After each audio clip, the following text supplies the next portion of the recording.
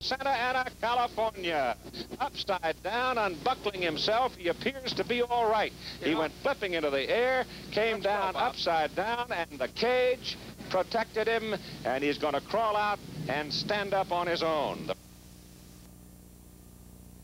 Down the backstretch, everyone except Leon Thixton, who rolls over in the air, hits Paul Huntington, then goes end for end. Thixton isn't injured. Huntington's injuries are minor. The attempt to restart that same heat isn't too successful either. That's Bobby Adkins jumping the cush, hitting the wall and rolling over. But when they lined up for the feature, Adkins had Andy Stapp spins in front of Hood. Bobby Kinser's involved. Then Warren Mockler hits Kinser enough to put Warren on his head, then into a ball of fire, but no injury. Hood, who tried to decide second. Jack, who has finished third in this race the past 3 years, moves up a spot this year. The World of Outlaws had quite a weekend at Knoxville. Fasten your seatbelts. Heat 2, Saturday night, Denny Smith and Guy Forbrook get too close, and Forbrook has a memorable night. And Jim Grafton and Bruce Drotz tangle with Drotz going over. It's not over for Des Moines' Grafton. In the B main, it's his turn over. Then at the very next restart, hometowner Mike Brooks excavates some dirt. A couple of second-generation drivers, Robbie Unser performed some sculpture work on the wall before Ricky Weld flamed out. And later, when Bobby Davis Jr. and Dave Blaney hooked up, this is how Blaney ended up. Sammy, What's New Swing's feature flagged off. For Steve, who laps into this main event. Ron Schumann hit the wall at setting off an 8-car holocaust. Denny Smith crawled from beneath the biggest wreckage, and Dave Dwyer actually repaired this and finished the race. Sammy Swindell.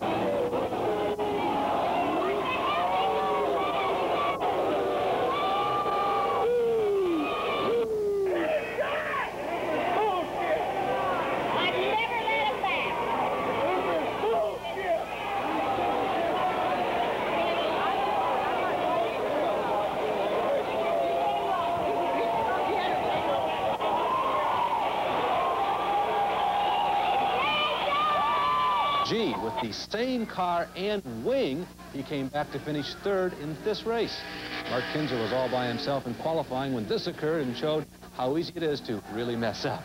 Car was a little groggy after this encounter with Jerry Beek Jr., but otherwise okay. This incredible endo involved Bob East, but again, the roll cage did its job. Steve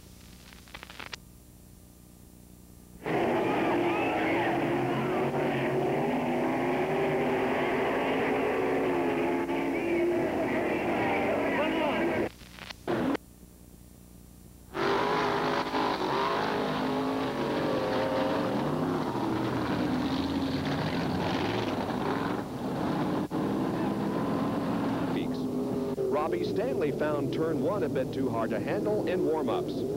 Heat action included found Warren Mockler upside down in an encounter with Joe Gurney. The most serious flip of the evening involved Bud Wilmot at the end of the semi. Originally listed as critical, his condition was upgraded to serious early in the week. The feature like this one involving Jack Hawley. The 7-car spill, you'll see it right here. It was sparked by USAC midget champ Rich Vogler. Nobody hurt. Took a while to clean up, though. That was in the B main. Duncan in a heat race Friday night in Jacksonville, just west of Daytona, and what a tangled web is weaved in this 7-car pileup on the front stretch. It was a this end-over-end trip by Bob Ayton. The walls at Florida National Raceway came tumbling down. Fortunately, Bob was all right. In a heat race to finish 4th in the feature. Mike Peters beat Bruce Jennings in the feature event. And this weekend's trapeze work with this in the main shoe, but it is he who does the flying. All when T.J. Winningham cleaned off his wing. But this turns a new relationship with a local business. Well, this is Dave Blaney flipping at the start of a Saturday heat race, but several others, including Kinzer, Bobby Allen, and Bobby Davis Jr., are involved.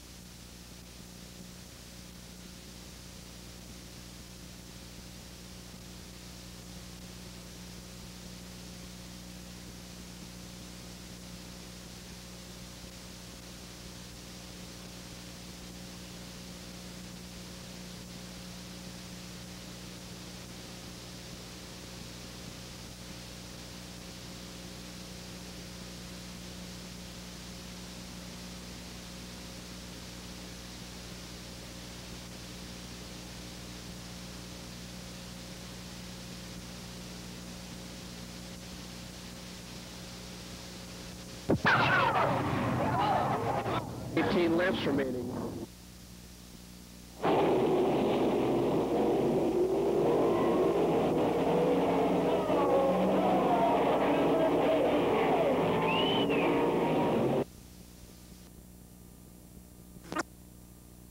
Leader, Sleepy Trip. Also at Ascot, Eddie Worth, a former CRA champ, beat John Redican and Brad. Tulsa Cable, John Potter running here. You think much about the danger part of it, Shane? Well, most of the time you're so busy racing, you don't really get a chance to think about what could happen. In this particular accident here, I was a couple of cars behind it, and I just went through on the inside right there, luckily. But you know, it's a deal where you come upon something like that so fast, and you know, most of the time it's just luck if you miss it. You know, as far as being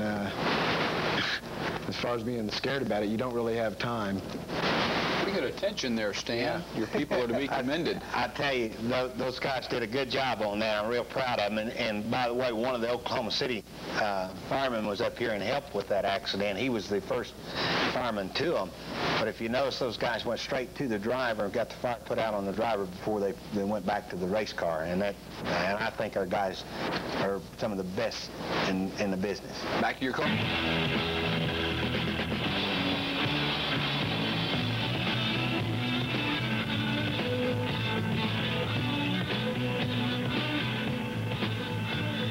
Terre Haute's action track thrill-a-minute racing in the 60s featured superstars like Jim Hurtubise, Parnelli Jones, and A.J. Foyt. All winners in what many consider to be the most daring, the most dangerous, and easily the most exciting of all motor racing.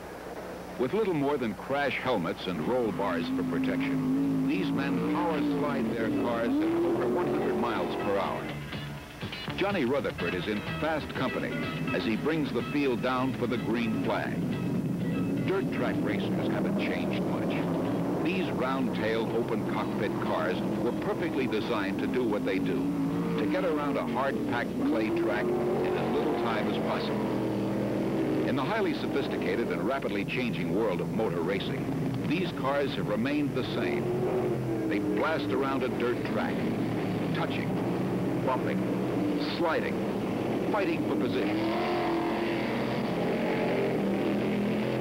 Sometimes the hard way.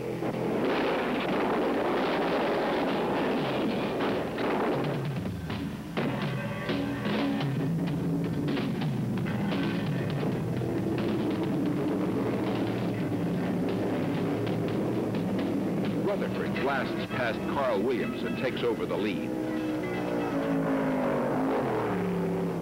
Wheel-to-wheel action, ruts and the loose cushions demand total concentration.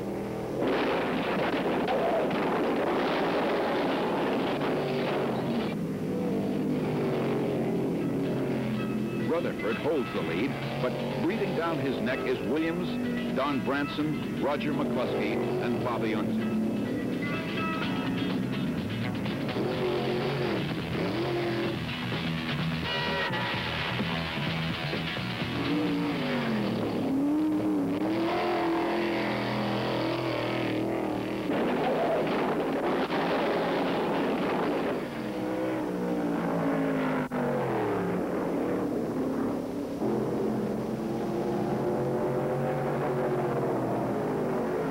Jones once said, it takes hard driving, ability, good equipment, and luck to win.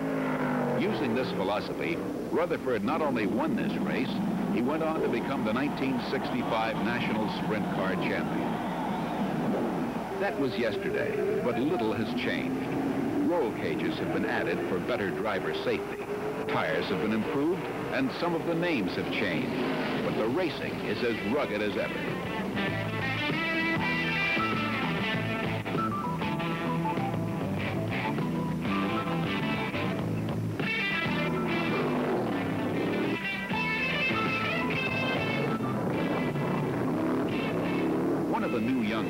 Pancho Carter learns what his famous racing father Dwayne learned long ago. That dirt track racing is tough.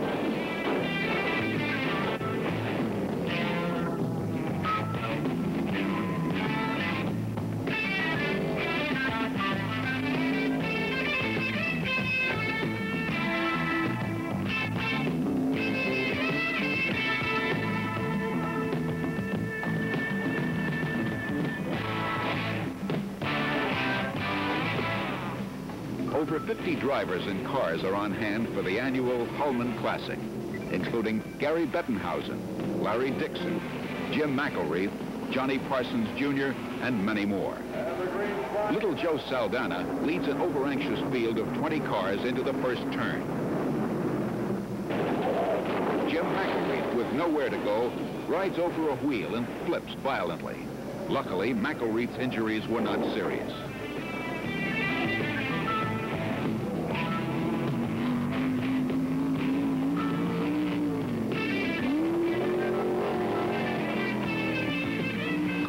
Saldana stage a fierce duel. With one lap to go, George Snyder and Gary Bettenhausen tangle in the first turn.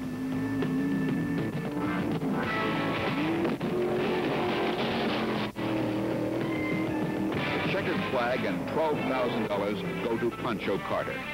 Congratulations, son. Mid-season, USAC sprints return to the action track for a 40-lap main event. Ray Scheike waves the green flag, and 20 cars race into the first turn. It's anybody's race.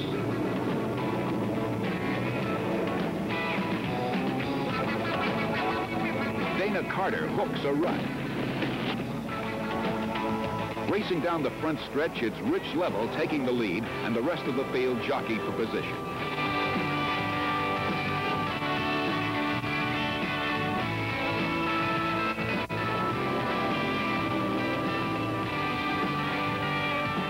George Snyder leads Jimmy Carruthers and Joe Saldana into turn one.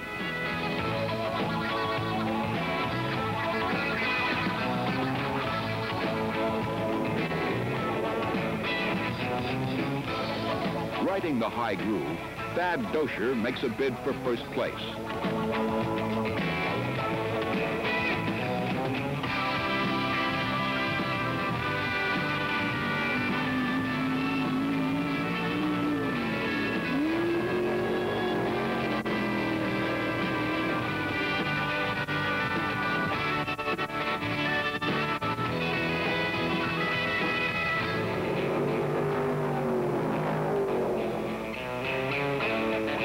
Snyder and Dosher continue to duel as they search for the right groove.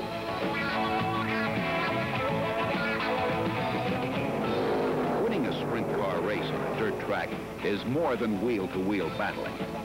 As rough and tumble as it looks, it is highly sophisticated.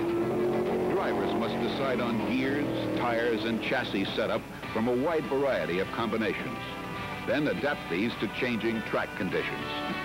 Today, the action track has two definite grooves, and drivers are trying them